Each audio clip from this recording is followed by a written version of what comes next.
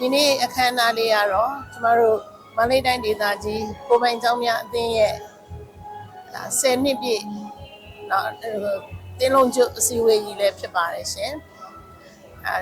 ကျမတို့ဒီနေ့ကျင်းပရတဲ့အကြောင်းရင်းကတော့ကျမတို့ကိုပိုင်ကျောင်းတည်ထောင်ထားကြသူများအားလုံးတွေ့ဆုံပြီးတော့နောက်နှစ်တွေမှာဒီထက်ပိုမိုအောင်မြင်တဲ့ကျောင်းတွေဖြစ်အောင်စ조사ရင်းနဲ့ကျမတို့တိုင်းပြည်ရဲ့အနာဂတ်ကလေးငယ်များကိုစာတစ်ခုတည်းမဟုတ်ဘဲနဲ့လက်စုံတိုးတက်ဖွံ့ဖြိုးစေမဲ့အလုပ်တွေကိုလှုပ်ဆောင်ကြတဲ့နေရာမှာစုပေါင်းဆောင်ရွက်ကြပြီးတော့တယောက်နဲ့တယောက်ကိုသိရှိထားသည့်များကို knowledge sharing များပြုလုပ်ပြီးတော့၎င်းတယောက်ရဲ့လိုအပ်ချက်ကိုတယောက်ကကူညီပံ့ပိုးပေးခြင်းအပြင်၎င်းပုံမဖွံ့ဖြိုးတိုးတက်တဲ့နိုင်ငံတော်၏အတွက်အထောက်အပံ့ဖြစ်စေနိုင်တဲ့ကျောင်းသားကျောင်းသူလူငယ်များကိုပြုစုပျိုးထောင်ရင်းပညာပေးမဲ့ဒီကလေးတွေကိုပညာပေးမဲ့ဆရာဆရာမများကိုလည်းဒီထက်ပိုမိုတဲ့အောင်မြင်တဲ့ဆရာဆရာမတွေစမ်းဆောင်နိုင်တဲ့ဆရာဆရာမတွေဖြစ်အောင်စ조사နိုင်ဖို့ရအတွက်ကျမတို့ဒါဆောင်ရွက်နေတာဖြစ်ပါတယ်။ဒီအခမ်းအနားကတော့ကျမတို့ဒီမန္တလေးတိုင်းဒေသကြီးကိုပိုင်ကျောင်းများအသင်းရဲ့မျက်နှာစုံကြီးအစည်းအဝေးပေါ့နော်။မျက်နှာစုံကြီးအစည်းအဝေးနဲ့ဒီအမှုဆောင်အသစ်ရွေးချယ်တင်မြောက်တဲ့အခမ်းအနားလေးဖြစ်ပါတယ်။ကျမတို့အသင်းကအမှန်တကယ်ဆိုရင်2နှစ်တစ်ချိန်ဒါကျင်းပရမယ်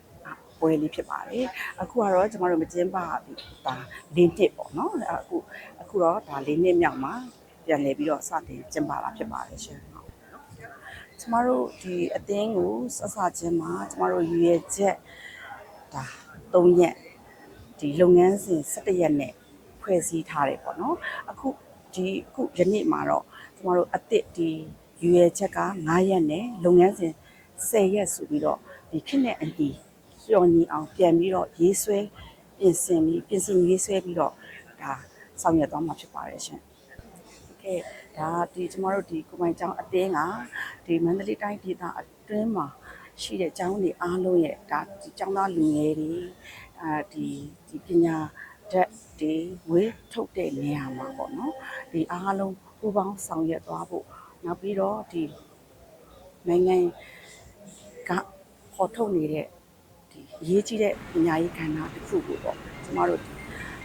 public private partnership ပုံစံနဲ့ကျမတို့ပူးပေါင်းဆောင်ရွက်သွားပါဖြစ်ပါတယ်ရှင်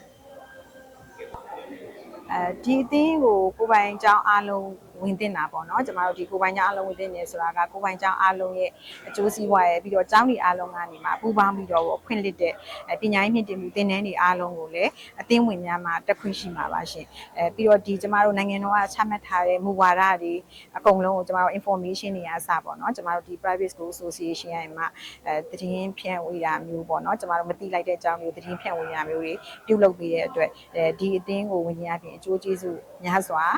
ရရှိနိုင်ပါတယ်အသင်းဝင်တွေအနေနဲ့လေဒီအသင်းကြီးကိုဝင်ဖို့ပေါ့နော်ကျမကိုပိုင်ကျောင်းအားလုံးကို